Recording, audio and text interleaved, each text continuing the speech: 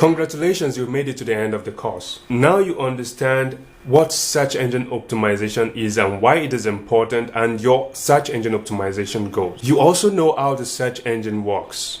You'll know the concept of crawling, indexing, and listing. You know more about the search engine results page. You know the components you find on the search engine result page, and you know where you want to be on search engine result pages. You understand keywords.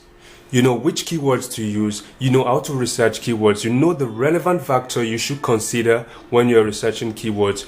You have an insight into some keywords research tools that you can use, and above all, you know how to make the search engine work for you. You know the SEO tricks and hacks that I've been using over the years, and it has been delivering tremendous results. It's your time now to go out there, implement these skills, and give me feedback. Do this magic, and I wish you the best of luck. Bye for now.